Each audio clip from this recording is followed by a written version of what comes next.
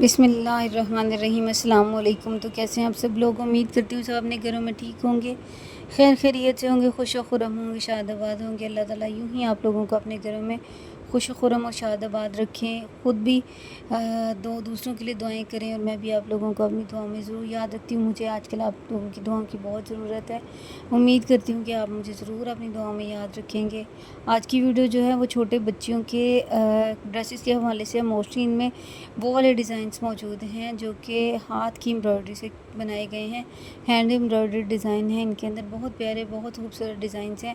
آپ آج کل کے فیشن کے حساب سے دیکھیں تو آج کل دوبارہ سے وہی والی امبرائڈری، وہی والے اسٹائل، وہی والے ڈیزائنس جو کہ آج سے پہلے بنایا کرتے تھے لوگ، اور وہی والے ڈیزائنس دوبارہ سے ان ہے فیشن میں۔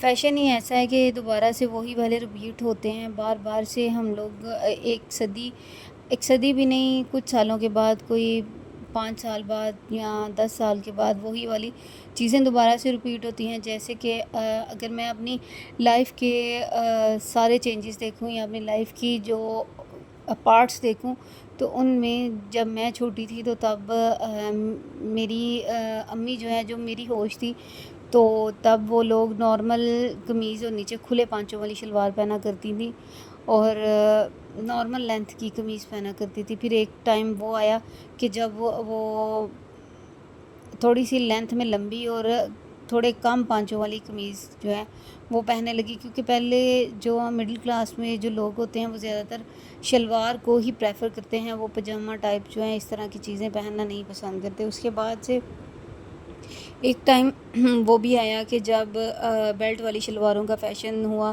تو اپنی امی کو یا میں نے خود بھی بیلٹ والی شلواریں پہنی۔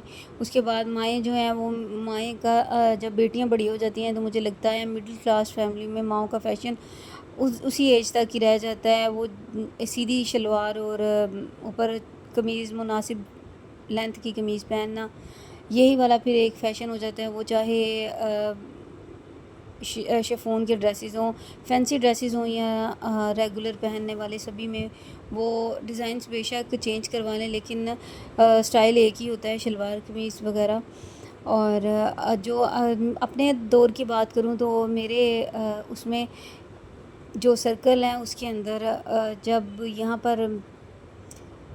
جب میری امی بیلٹ والی شلواریں پہنا کرتی تھی، اس کے بعد انہوں نے چھوڑ کے سادی شلوار پہنی شروع کر دی، اور پھر میں بڑی ہوگی، پھر میں بیلٹ والی شلوار اور گھٹنوں تک قمیض آتی تھی۔ لیکن وہ بھی فیشن تھا کہ جب بہت چھوٹی قمیضیں لوگ پہنا کرتے تھے، لیکن میری امی تب بھی مجھے وہ نہیں پہناتی تھی۔